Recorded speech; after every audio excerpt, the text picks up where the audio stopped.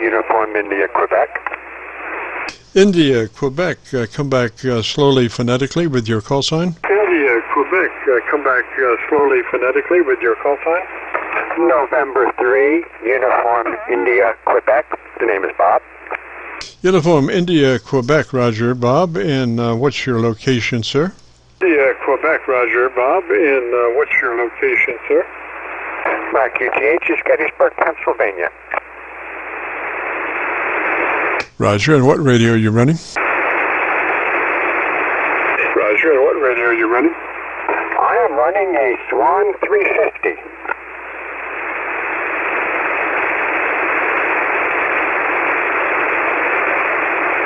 Oh boy, man, that radio sounds like it's dead on frequency. Oh boy, man, that radio sounds like it's dead on frequency. I have had the assistance of a little 21st century frequency counter. I added to it. Seems to work very well. It was a $12 addition to bring the radio into the 21st century. Over. Yes, sir. Yes, sir. So all you have to do now is touch up as you go along, right? Yes, sir. So all you have to do now is touch up as you go along, right? Yeah, and actually, it's been on for about 20 minutes now, and it's staying within about 50 hertz right now of where I sat it about 10 minutes ago. Over. Yes, sir. Now, you can read that as you're transmitting in sideband. Is that a Roger? You can read that as you're transmitting in sideband. Is that a Roger? Yes, that's correct. Although my antenna, I'm just using I'm running 200 watts into a attic dipole, and it's driving the readout crazy as I transmit, but in receive, it's performing quite well. So you're reading your receive VFO frequency, is that correct? So you're reading your receive VFO frequency, is that correct? I am monitored, yes. I patched the meter on the to the meter on the VFO's way to the VFO amplifier. It's got plenty of output. Doesn't seem to drag down the VFO at all. And the readout has a IF offset in it. And as per advertised on YouTube, on eBay, and it does work quite well. It's a little Chinese. You can see them anywhere on YouTube. It's an 8-digit display, and it's quite stable, and it interprets the frequency based on the IF that I fed into it. Roger, Roger. Well, it's really the closest Swan 350 that I've ever heard, Roger. The closest Swan 350 that I've ever heard, Roger. Oh, thank you. This is just a flea market rig I bought for about $50 several years ago. I have other units too, other Swans. I kind of like the Swans because of the single conversion receiver and transmitter in it, and it's easily adaptable, and you can tap into it with a lot less complications. And with my diminishing ability to solder, it seems to lend itself quite well to my fun. Yes, sir. You know, I have had a difficulty in soldering recently, and I blame the solder. I don't think the solder is as good as it used to be, Roger. I blame the solder. I don't think the solder is as good as it used to be, Roger.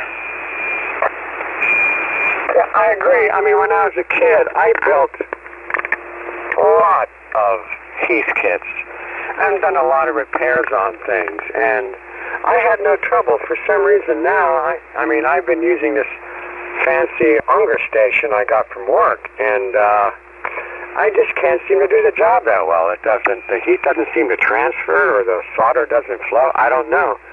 I did buy some new stuff and it works better, but I seem to have lost some kind of touch, or some factor's been changed somewhere. Over. Yes, sir. Yes, sir. So, well, you know, some things are eyesight troubling because, you know, the new printed circuit boards are just, you know, they're little blobs on the PC board from here to there, and you don't even know what they are. You know, they're just little blobs on the PC board, which really makes it interesting, Roger. They're just little blobs on the PC board, which really makes it interesting, Roger. Yeah, in fact, I have an old hot water, what is it? Yeah, hot water 21 heat kit that I built. But it was a big PC. It was a big, robust PC board. And the small stuff, I just don't even attempt to work on or fix anymore because I'm just going to destroy it. I really am. So I'm just staying old school. And between my abilities and I'm 72 years old. I've always had eye problems, but my depth perception is getting very bad, and I know when I'm beat, so I'm just handling what I can. And the Swan, there's even parts of the Swan, like the VFO chamber, where there's a little fine coax in there. I don't get near. Hopefully I won't have to. But that's about the state I'm in right now. Over. Yes, sir. Now, I've been looking at some of these new eyeglasses. They have little adjustments, focus adjustments on the side of each eye on the lens. And I've been thinking about a pair of those and you can, I'm assuming with those that you can pick your point of focus. Wherever it might be, you know, maybe 18 inches, maybe 2 feet, 2.5 feet, wherever you need to see, you can take these little trimmers on these glasses and trim, you know, each eye separate. Even if you have discrepancies between eye to eye, you can adjust each one for its focal length at whatever length you need, Roger. I've been thinking about getting a pair of those. Whatever length you need, Roger. I've been thinking about getting a pair of those. It's funny you mentioned that. I was just I have a serious eye condition. I can't even see out my left eye. But, yeah, I was looking at, since I've had cataract surgery years ago, you know, there's only a fixed focus. There's no natural ability for the lens to focus anymore. So you're stuck at different focal lengths. And I was looking into those adjustable ones, too. My ophthalmologist's office doesn't carry them anymore, so I might have to go to eBay and try. Maybe there's some things on YouTube where people are trying them, but I've been seriously thinking about them myself. Over.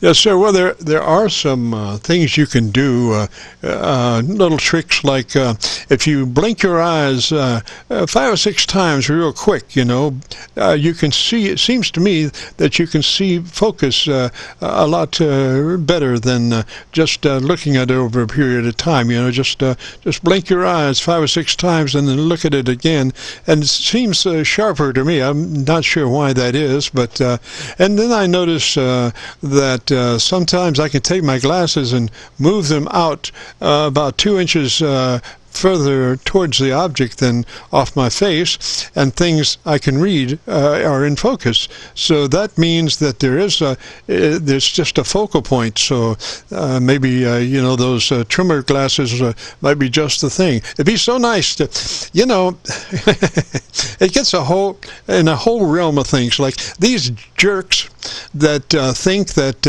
a light gray against white is a really neat font, and they write all this stuff light gray against white. You know, they never heard about contrast ratios, obviously. You know, they never heard about contrast ratios, obviously.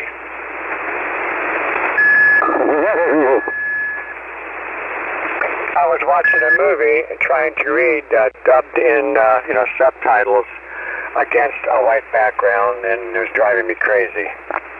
Well, yes, sir. That is called usually like a black background drop shadow against the word, and that's what you know, when I was doing video, I always used drop shadow, black drop shadow beside the word, so you could dig it out a lot better, you know, even in a bright situation. These guys just use white against whatever happens to be, so when you put white against sunlight white, you can't read it. When you put white against sunlight white, you can't read it. Yeah, I was watching, I believe it was the Battle of Britain, and I'm writing this, the Germans and subtitles, and every time I went against a uniform, I lost part of the movie. Over. Yes, sir.